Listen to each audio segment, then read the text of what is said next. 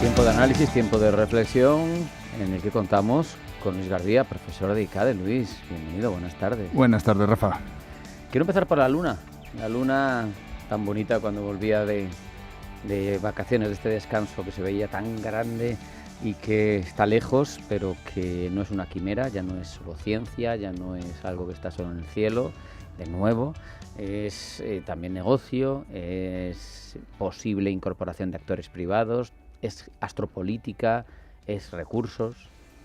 Sí, al final, a ver, hay muchos paralelismos con la carrera espacial y luego hay elementos nuevos, como cualquiera de estas iteraciones que estamos viendo, porque además sorprende lo de que rima la historia. Cualquiera de estas iteraciones que estamos viendo, pensando en el Yom Kippur, los 50 años del Yom Kippur, los 50 años de la crisis del petróleo, Vietnam con Afganistán, o sea, hay mucho paralelismo y ahora parece que también vemos otro paralelismo entre esa llegada en el 69 del hombre a la luna y la carrera espacial. La diferencia es que ahora hay vocación de quedarse.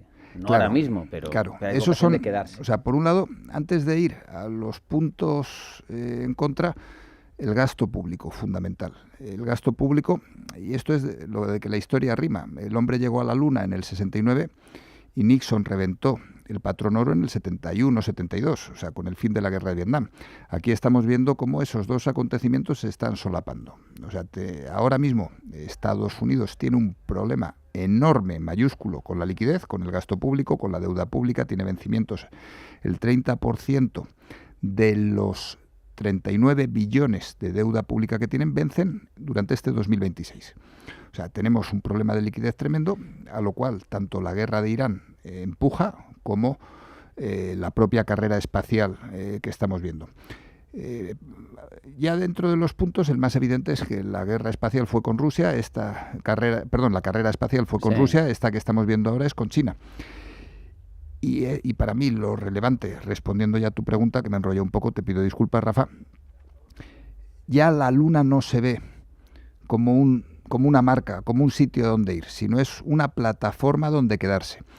Y aquí se abren derivadas. Tenemos lo del helio 3, que insisto, el helio 3 es antes de que lleguemos a la Luna. A mí me gusta cuando hablamos de inteligencia artificial, de tecnología, en lugar de pensar en dónde podemos llegar a estar, pensar en los recursos y la gestión de recursos, porque una vez estemos en la Luna, seguro que descubrimos 20 cosas nuevas, cientos de cosas nuevas que ahora somos incapaces de ni imaginarnos. Pero se habla de la Luna, lo que estamos viendo es cómo jugando al ajedrez China y Estados Unidos están colocando esos primeros peones en la Luna con el objeto de ir marcando zonas, ir marcando territorios, tener el conocimiento secreto, tener la expertise, la memoria procedimental, saber cómo se aluniza, cómo... El que llegue primero. Correcto. Golpea dos veces, los tratados que hay, tanto el tratado parcial reciente que está impulsando Estados Unidos con Artemis, que se llama así la misión, pero también el tratado que tiene firmado con 40 países, no tiene capacidad coercitiva ninguna, ni de control, ni de revisión, ni de nada, pero es que el tratado que hay original del espacio del año 67 tampoco tiene capacidad de evaluar ni controlar lo que se hace en la Luna. Por lo tanto, el que llegue y empiece a consolidar una actividad allí, ¿quién le va a impedir que lo haga? ¿Quién le va a impedir que saque las tierras raras cuando sea rentable a partir de o un Estado fuerte como es China o a partir de actores privados como probablemente será el caso de Estados Unidos con SpaceX y similares? Total, a ver, por un lado, tenemos una serie de tratados que vienen de cuando la ONU, de cuando los derechos humanos, de cuando la Organización Mundial de la Salud, que vienen de cuando Bretton Woods, de después de la Segunda Guerra Mundial, que yo creo que si algo nos tiene que quedar claro dentro de lo que es la creciente incertidumbre que estamos sufriendo cada día, es que cualquiera de aquellos tratados, su vigencia al menos queda en entredicho. O sea, todo hay que redefinirlo. Pero además hemos comentado en esta tertulia, yo creo que he recurrido a la metáfora que en este caso no es tan buena, de la terra ignota, aquel lugar en los mapas que estaba sin cartografiar, o sea, que no sabíamos lo que iba a suceder.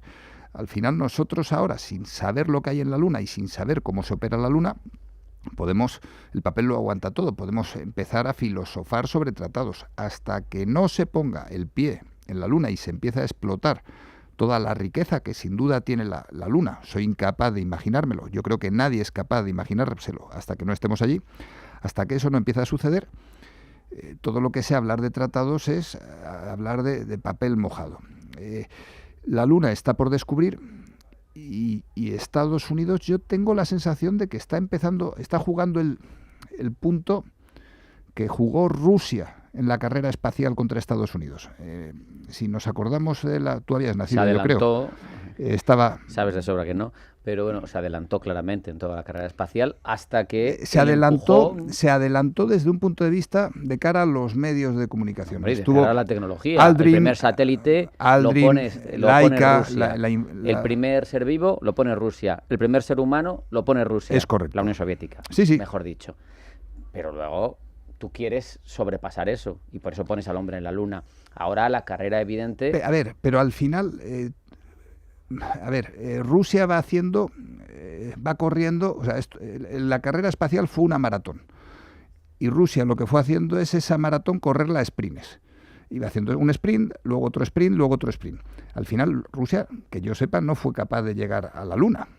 Pero la cuestión es por qué en una disputa geopolítica básica surgida tras la Segunda Guerra Mundial se produce ese tipo de carrera y cómo se produce y qué paralelos puede tener con la carrera entre dos potencias actuales que las dos quieren poner ser humano en la Luna, en el cual los papeles, no sé si están cambiados o no, pero son algo distintos. Yo creo. China quiere poner taikonautas en la Luna, coincidiendo con aniversarios, y Estados Unidos quiere adelantarse. Al final estamos de nuevo en una carrera. Estamos en una carrera en la cual, sin duda, lleva más tiempo y más esfuerzo y mejor planificada esa carrera China que Estados Unidos.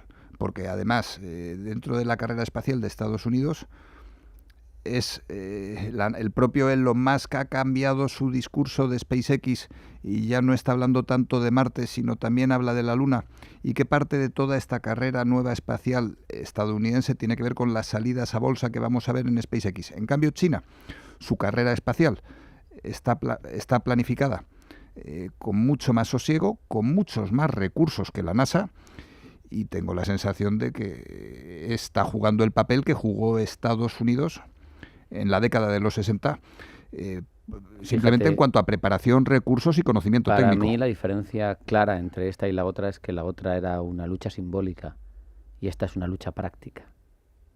La otra era una lucha, por eso fue llegar y no quedarse más, es simplemente demostrar que llegabas el primero, que eras capaz. Ahora no, ahora quieres explotar el activo. Y eso es radicalmente distinto. Se puede utilizar la Luna como plataforma de denegación de servicios satelitales. Los satélites son fundamentales para todos esos ataques que está habiendo ahora en Irán con menor riesgo por parte del ejército estadounidense. Toda la lucha contra esos satélites se puede hacer desde la Tierra. ¿Cuándo? Cuando están en órbita. Cuando están en la Luna no se puede. Cuidado que durante los 60 las expectativas que había puestas en la continuación posterior del programa espacial, pero siempre científico, eran enormes. Nunca económico. Sí, a ver, ni militar. Al final me cuesta mucho separar lo tecnológico de lo económico y de lo científico. Todo acaba convergiendo. Pero ¿por qué el programa espacial termina desapareciendo?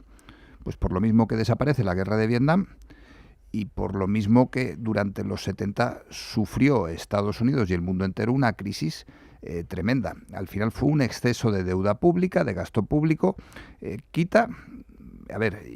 no tengo la bola de cristal y ojalá esté equivocado con lo que te voy a decir, pero Artemis creo que es Artemis 2. Una mujer y un hombre pisarán la Luna con Artemis 3. Que lleguen porque... Si no van a llegar los chinos. Estamos en una situación... Ceja y ceja, o sea que... Estamos en una situación, pensando en el gasto público estadounidense, pensando en la deuda pública, pensando en lo que cuestan los programas espaciales, que no es irme de aquí a la manga, a Murcia. Por eso hay negocio, y es la diferencia. Por cierto, hablas de los 70 y de paralelos. El director de la AIE, Faith Birol, ha dicho que la crisis actual energética, yo no sé si se ha marcado un triple, como comúnmente se dice, o tiene razón, dice que esta es peor que la del 73, la del 79 y la de 2022 juntas. No sé si eso es... Yo tengo esa tentación. O sea, en clase trabajo mucho la historia de las crisis y sí que, y lo hemos comentado aquí, Rafa, veo síntomas y ya puestos a meter cosas, la de las .com pensando en la IA, o sea, la del 2000 y 2008 te la has dejado. O sea, no, pues estamos hablando de crisis energéticas. Bueno, correcto, perdón. A ver, vuelvo a lo de que todo converge. Al final, energía, tecnología y economía acaban convergiendo. Me llamó ayer por la mañana un periodista de radio para preguntarme, solo me llamó para preguntarme en Extremadura, o sea, era local de Extremadura, por la palabra estanflación. Uh-huh. O sea, Powell en su último discurso pronunció la palabra estanflación. Y además pronunció la palabra estanflación diciendo, ahora lo de la estanflación yo no lo veo ahora, o sea, fue sibilino, y sí que hubo una estanflación muy gorda en los años 70. ¿Cuál es la realidad que tenemos? Con independencia de comparativas. Tenemos una crisis energética enorme que nos pilla, a diferencia de la del 2000, de la de Ucrania, a diferencia de la del 2022, gracias Rafa, nos pilla, la del 2022 nos pilló con tipos de interés bajos, esta nos está pillando con los tipos de interés altos. De cara a la transmisión de la inflación, los tipos de interés bajos hacen que se transmita más, los tipos de interés altos contienen esa transmisión, pero el problema es que esos tipos de interés altos dejan al Banco Central sin herramientas. Que además, si hay una inflación de oferta, no hay que subir tipos. Claro, pero los bancos centrales ahora se ven abocados a tener que soplar y sorber al mismo tiempo. Es la solución a la estanflación, que es imposible. Spoiler, no se puede soplar y sorber al mismo tiempo. Si tenemos inflación, los bancos centrales deberían de subir tipos. Si hay estancamiento económico, la otra parte de la estanflación deberían de bajar tipos. Claro. Y la situación es complicada. Dicho lo cual, insisto, que lo he comentado ya 3-4 veces hoy, el problema no va a venir por los tipos de interés, el problema va a venir por la liquidez. Fíjate, he escuchado hoy al CEO de JP Morgan, a Jamie Dimon, le he escuchado en una entrevista en CBS hablar de la IA y hablar, estas son reflexiones que ya hemos hecho en otras ocasiones aquí, y hablar de que cómo va a cambiar la situación de nuestra sociedad, de jornadas de trabajo, etcétera, pero no iba por ahí. También le ha mandado una carta a los accionistas de su banco y les ha dicho que el crédito privado vive un momento complicado, que hay varios fondos estadounidenses cancelando reembolsos, que se van a hacer con pérdidas significativas para muchos inversores y que cuando llegue el ciclo crediticio, cuando culmine, las pérdidas en los préstamos apalancados van a ser mayores de lo esperado. Dice, los estándares crediticios se han ido debilitando de forma generalizada. Y esto hablamos de privado. Sí. No sé cómo coincide todo esto con esa crisis de deuda que es mayúscula en el caso de la primera economía del mundo. Al final estamos hablando de liquidez. Y esto es fácil de explicar y rápido, pero el fondo es muy complejo. En el año 2008, todo lo que es el crédito, permíteme decir público que no es público, que es el bancario. El crédito que daba el sistema bancario se quedó congelado. Después de la crisis, el Lehman reventó y la base monetaria se multiplicó por 2, mientras que el dinero en circulación, o sea, al final el negocio bancario se vio reducido a la mitad. Pero en el 2008. Obama dijo, pongo sobre la mesa un cheque de $1 billón para las entidades financieras, sí, quieran coger o no. Claro, pero ese cheque lo que permitió es que las entidades financieras pudieran seguir funcionando, pero dejaron de dar préstamos. Uh-huh. Dejaron de dar préstamos, ¿y quién pasó a dar esos préstamos? Pues desde el entorno privado. Todo el capital privado lleva años, la pandemia, después del 2008, dando préstamos, financiando desde el área privada con tipos de interés bajitos. ¿Qué ha pasado en los últimos 5 años? Más o menos. O sea, después de la pandemia, después de Ucrania, que hemos visto cómo los tipos de interés han subido. No es lo mismo poder financiar a quien sea a tipos bajos que financiar a la gente a tipos mayores. El sistema bancario ahora no está sufriendo, pero ¿quién está sufriendo? Esos privados que asumieron parte del negocio bancario importante, sin supervisores, sin garantías, sin fondos de garantías de depósitos. ¿Qué problema tenemos? Que cuando esos créditos empiecen a no pagarse, habrá concursos de acreedores y habrá un efecto cadena. Claro, pero ahí no hay fondos de garantías de depósito ni nada parecido. Correcto, y esto es y además la Fed, cuando tenga que inyectar liquidez, también el gobierno estadounidense le pedirá liquidez, los mercados pedirán liquidez y, por ejemplo, las repos estadounidenses que después del 2021 tenían liquidez, es un mercado que está absolutamente seco. Si miras indicadores de liquidez, no solo hay gente que va a tener problemas de liquidez, sino que los indicadores ahora de liquidez están absolutamente secos. Y por si esto fuera poco, gran parte del capital que se estaba metiendo en determinadas jugadas era saudí.